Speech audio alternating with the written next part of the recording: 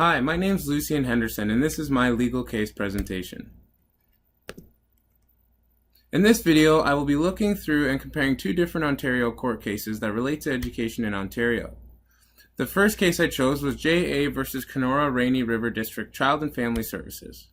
I chose this court case as one of my foci because it depicts a detailed scenario where a father was accused of child abuse and certain aspects of the investigation had to be customized in a sense due to some extenuating circumstances.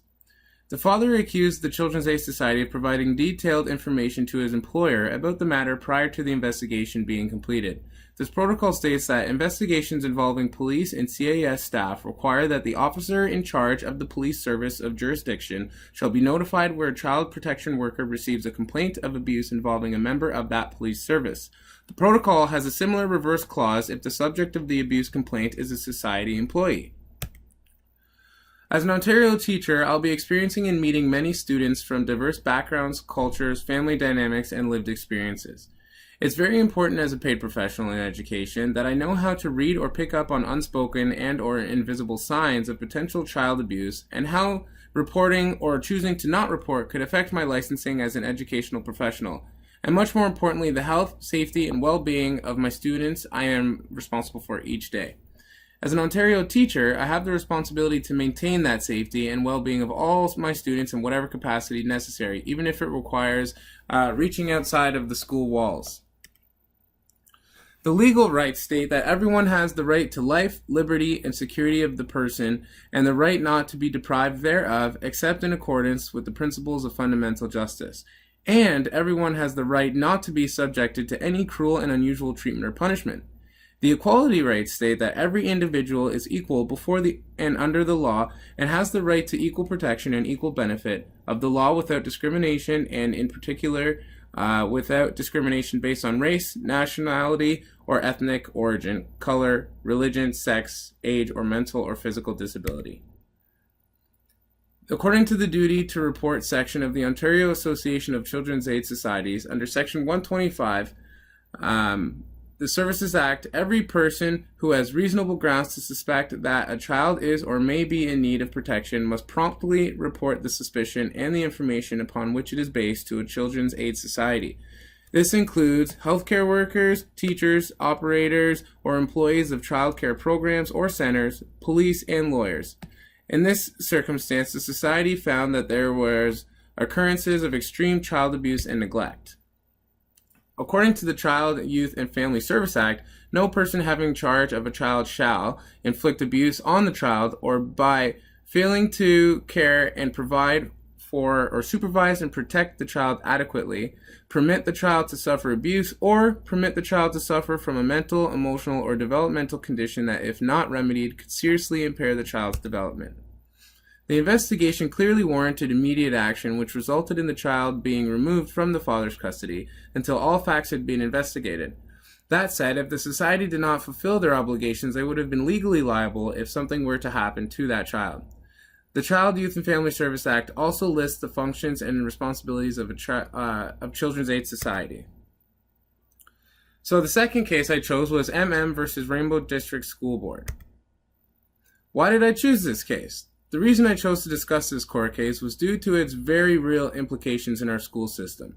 Students today are being given cellular and other electronic devices by their parents at much younger ages than ever before. This technology being used by students who are still developing understandings of right and wrong can prove to be very detrimental and dangerous emotionally and psychologically for multiple parties if used for the wrong reasons. I don't think many students truly grasp the severity of their actions and the consequences that follow the choices they make. Most students are concerned with fitting in and making friends. Many have not been taught the importance of confidentiality, consent, and even valuing their own bodies. I found this case to be particularly relevant for my future teaching practices because 1, I will be better informed of the steps that need to be taken in such matters, and 2, as a role model for my students and as a teacher in health and physical education, I will be better informed and equipped with the information to teach my students regarding sexual education, risky behaviors, and the consequences of their actions and the choices they make. Overall, I have a legal obligation to protect the health and well-being of each student under my care.